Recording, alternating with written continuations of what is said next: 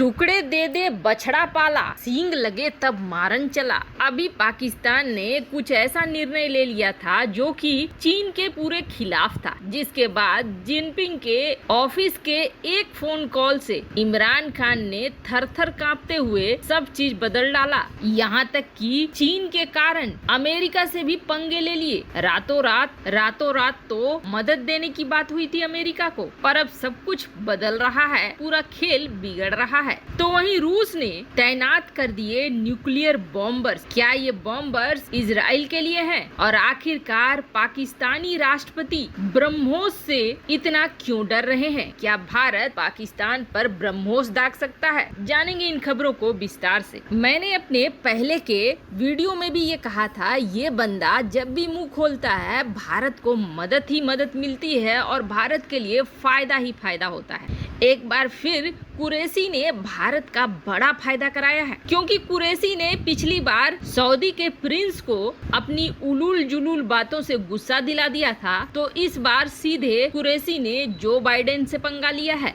देखो मामला क्या है, हाल फिलहाल में जब क्लाइमेट मीटिंग हो रही थी तब पाकिस्तान को अपमानित करते हुए अमेरिका ने पाकिस्तान का नाम इस लिस्ट में रखा ही नहीं। तब बड़ा हो हल्ला मचा था, पर फिर भी दम घुट कर रह गया पाकिस्तान। पर इसके बाद अचानक से लॉयड ऑस्टिन का फोन जाता है पाकिस्तान के रक्षा मंत्री के पास, पाकिस्तान के जनरल कमर जावेद बाजवा के पास, और यह कॉल पिछले मंगलवार को ही आया। अब दोनों के बीच किस तरह की बातचीत हुई, जिसके बाद अमेरिका ने ये कह दिया कि पाकिस्तान की जमीन और पाकिस्तान के आसमान का इस्तेमाल हम करने वाले हैं अफगानिस्तान के लिए, यानी सिक्योरिटी के तौर पर हम इसका इस्तेमाल करेंगे। अब ये तो सीधे सीधे चीन को चुनौती थी, एक तरफ चीन को और दूसरी तरफ तालिबान को चुनौती थी। जैसे ही ये खबर फैली वैसे ही चीन आग बबूला हो गया और सीपेक प्रोजेक्ट को लेकर इस तरह के गोल मटोल बयान दिए, जिससे ये पता चलने लगा कि अगर पीओके भारत कब्जा लेता है तो भारत के साथ सीपेक प्रोजेक्ट को आगे लेकर चलेगा। मतलब कि चीन को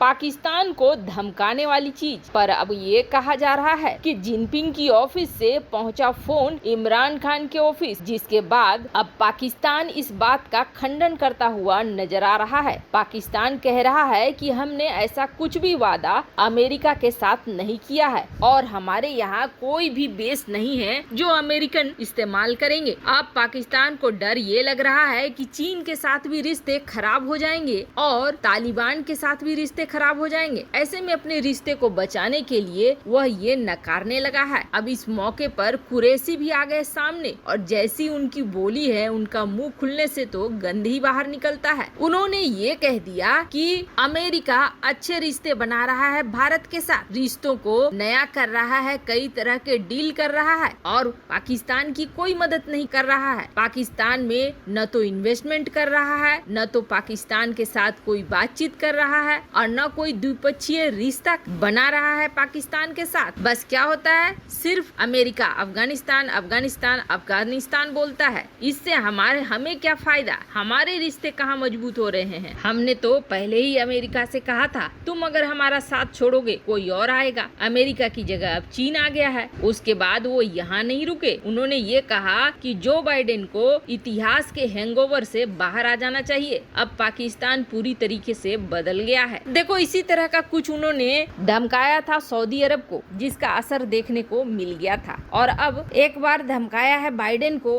अब देखिए आगे क्या होता है, पर कहीं न कहीं ये भारत के लिए बहुत ही फायदेमंद है। देखो सीरिया में मेमिन करके ये जो जगह है, यहाँ रूस का है एयरबेस। अब इस एयरबेस पर रूस ने 3 ऐसे बॉम्बर्स तैनात कर दिए हैं जो न्यूक्लियर कैपेबल है, यानी परमाणु बम को ले जाने की क्षमता रखते हैं, डिप्लॉय करने की क्षमता रखते हैं। इन बॉम्बर्स का नाम है TU-22M3 और जब से ये यहाँ पे तैनात हुए हैं, 2 इंजन वाले लॉन्ग लॉन्ग रेंज वाले बॉम्बर्स जिनकी रेंज है 5000 किलोमीटर। उसके बाद से इस इलाके में दहशत बैठ गई है कि आखिर रूस ने इन बॉम्बर्स की तैनाती किसके लिए किया है, क्योंकि मीडिया रिपोर्ट्स की माने तो इन बॉम्बर्स को लेटेस्ट हाइपरसोनिक मिसाइलों के साथ भी लगाया जा सकता है। क्या इजराइल पर निशाना साधने के लिए ऐसा करा है रूस ने? देखो, सीरिया में 2015 से रूस काफी एक्टिव है और सीरिया से इजराइल की दूरी काफी नजदीक है। अगर अमेरिका के साथ रूस का किसी भी तरह का युद्ध होता है तो जाहिर सी बात है इजराइल उसका साथ देने आएगा।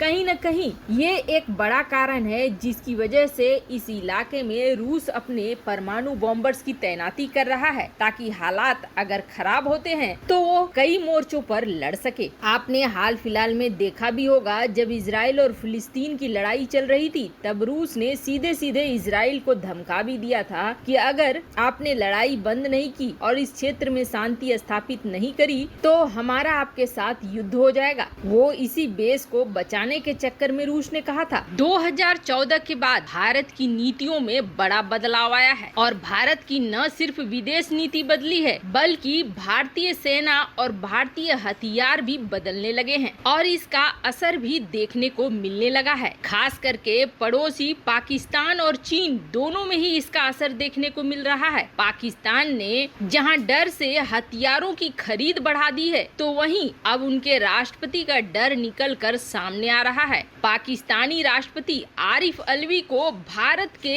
एक खास हथियार से बहुत डर लगता है और वो खास हथियार है भारत का ब्रह्मोस। कई बार आरिफ अलवी समारोह में अपनी ही सेना का मनोबल तोड़ते हुए ये कहते हुए देखे जाते हैं कि भारतीय ब्रह्मोस बहुत खतरनाक है। भारत ने जो ब्रह्मोस बना लिया है वो मिनटों में पाकिस्तान के अंदर घुसकर तबाही मचा सकता है। तो वहीं आरिफ अलवी को ब्रह्मोस का दूसरा वर्जन भी याद आने लगा है। उन्होंने ये कहना शुरू कर दिया है कि अब तो भारत ब्रह्मोस 2 के करीब में पहुंच गया है। आपको बता दे, ब्रह्मोस 2 हाइपरसोनिक मिसाइल है, यानी कि ध्वनि की गति से 8 मैक ज्यादा स्पीड वाला, जिसे लेकर पाकिस्तानी राष्ट्रपति बहुत ही ज्यादा चिंतित हैं। उन्हें ऐसा लग रहा है जैसे जैसे ही पाकिस्तान और भारत के बीच जंग के हालात बनेंगे, सबसे पहला इस्तेमाल ब्रह्मोस का भारत पाकिस्तान के ऊपर ही करेगा। और उन्हें ये डर इसलिए भी लग रहा है क्योंकि पीओके के नाम पर हलचल बहुत ज्यादा मच रही है। वैसे आपको बता दें, ब्रह्मोस मिसाइलों की बिक्री भी भारत ने शुरू कर दी है जो चीन के पड़ोसियों को देने वाला है। भारत ब्रह्मोस मिसाइलों को लेकर काफी आगे निकल चुका है। वैसे आपको क्या लगता है, क्या पाकिस्तानी राष्ट्रपति आरिफ अलवी का डर सच में बदल सकता है? कमेंट कर अपनी राय जरूर बताएं। जल्द मिलते हैं अगले वीडियो में नई खबर के साथ।